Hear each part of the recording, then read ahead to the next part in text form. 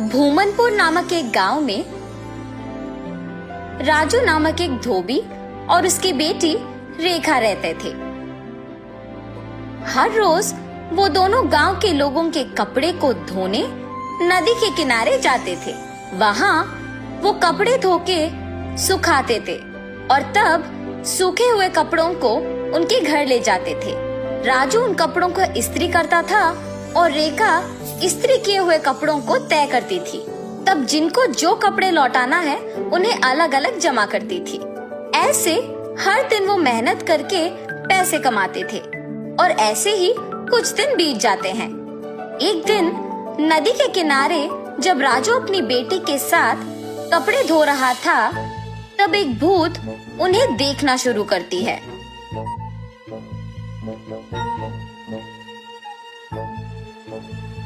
न जाने मैं कब ऐसे कपड़े पहनूंगी। ऐसे उन कपड़ों के पास जाकर उन्हें पकड़ने की कोशिश करती है, लेकिन उन्हें पकड़ नहीं पाती है। तब क्या मैं इस कारण इन कपड़ों को पकड़ नहीं पा रही हूँ कि मैं एक भूत हूँ? ऐसे सोचकर राजू की बेटी रेखा की ओर देखती है। बिना कुछ सोचे समझे उसके अंदर घुस जाती है। घुसने के तुरंत बाद लाल लहंगा और जैकेट मौजूद जगह को भाग के जाती है और हाथों में कपड़ों को पकड़ के बहुत खुश हो जाती है।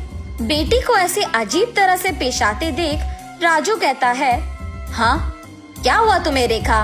वहाँ खड़ी हो, बहुत सारा काम है, चलो। लेकिन रेखा में भूत घुसने के कारण वो कुछ नहीं कहती है।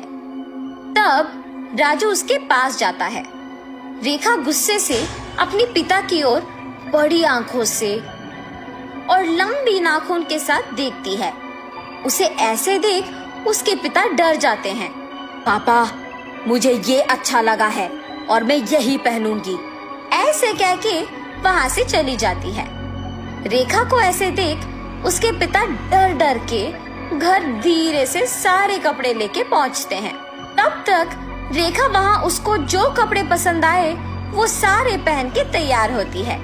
अपने आप को वो सुंदर कपड़े पहने हुए आईने में देख बहुत खुश हो जाती है। हम सबको वो दिखने में रेखा थी, मगर उसको उसकी असली रूप एक भूत के ही रूप में दिखती थी। और ऐसे ही हर रोज आए हुए कपड़ों में अपने पसंदीदा कपड़े चुनकर उन्हें पहन के तैयार होके अपने आप को आईने में देख खुश होती थी। दिन प्रतिदिन उसका तैयार होने की चाहत बढ़ती जाती है।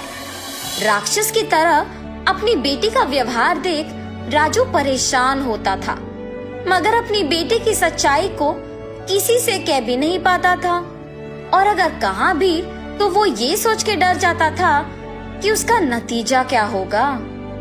एक दिन जब गांव के जमींदार राजू को धोने के लिए कपड़े लेने के लिए बुलाते हैं, तो राजू वहां जाता है। कपड़े लेके जब राजू वापस घर पहुंचता है तो सारे कपड़े बाहर निकालता है। तब रेखा उन कपड़ों के पास आके उसमें पीले रंग लहंगा और लाल जैकेट लेके वहां से चली जाती है। जब राजू को कपड़े लौटाने का समय आया तो वो देखता है कि उसमें पीली लहंगा और लाल जैकेट नहीं है। तब वो सोचता है कि जरूर ये रेखा के ही पास होगा। रेखा के कमरे में जाके देखने पर वो उन्हीं कपड़ों में तैयार होके आईने के सामने खड़े होके अपने आप को देखते ही रहती है। आईने में भूत का डरावना चेहरा देख राजू डर के मारे चिल्लाता है, हाँ? तुम यहाँ क्या कर रहे हो? राजू उसके ऐसे पूछने पर कांपते हुए कहता है, अम्मा, आपने जो कपड़े पहना है वो जमींदार के बेटी की है। इनको आज उन्हें लौटा देना है, कृपया उन कपड़ों को दे दो। हाँ? क्या? कपड़े? बिल्कुल नहीं दूंगी, जाओ यहाँ से। ऐसे कपड़े उनके पास बहुत होंगी, अगर आप अभी इन कपड़ों को वापस कर देंगे तो और भी कपड़े लेके आऊंगा। अब अगर मैं इन कपड़ों को नहीं लौटाऊंगा तो मेरा व्यापार नहीं चलेगा। मैं हाथ जोड़ के विनती करता हूँ, वापस कर दो, तुम मेरी बेटी नहीं हो। हा हा हा, सही पहचाना। हाँ, मैं तुम्हारी बेटी नहीं हूँ। ऐसी और कपड़े हैं? हाँ, बहुत सारे। तो फिर इन कपड़ों की मुझे क्या जरूरत? ऐसे कहकर उन कपड़ों को वहां छोड़ के हवा में उड़ के गायब हो जाती है। ये जान के जमींदार की बेटी के पास बहुत सारे कपड़े हैं, वो सीधा उनके ही घर पहुंच जाती है। अच्छे कपड़ों के लिए सारे कमरे छान मारती है। उस घर में मौजूद जमींदार के परिवार वासियों को राजू की बेटी का व्यवहार कुछ समझ में नहीं आता है। जमींदार की बेटी अपने पिता को बुला के कहती है, पापा पापा, राजू की बेटी रेखा बहुत अजीब तरह से पेश आ रही है। ऐसे कहते ही वो वहाँ जाकर कहता है, ए लड़की, क्या कर रही हो? पागल हो गई हो क्या? जमींदार के ऐसे कहने पर क्रोधित होके रेखा जोर से चिल्लाते हुए अलमारी को उठा के उन पर फेंक देती है। सभी डर जाते हैं और जो कुछ भी वो मांगती है उसके सामने रख देते हैं। रंग बिरंगी कपड़े, जेवर, चूड़ियाँ, सब। हाँ, आओ आओ, मुझे तैयार करते हुए मेरी सेवा करो, आओ।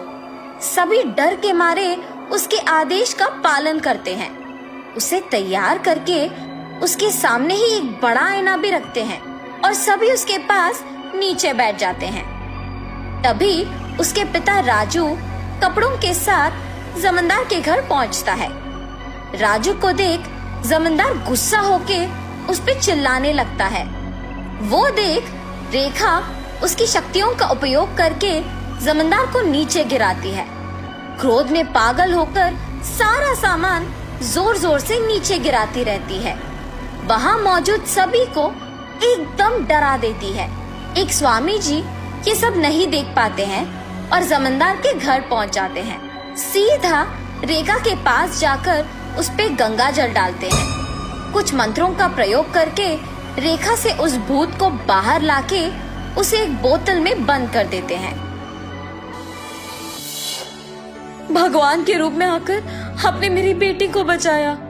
उस स्वामी जी का धन्यवाद करके जमींदार से भी माफी मांगकर वहाँ से चले जाता है।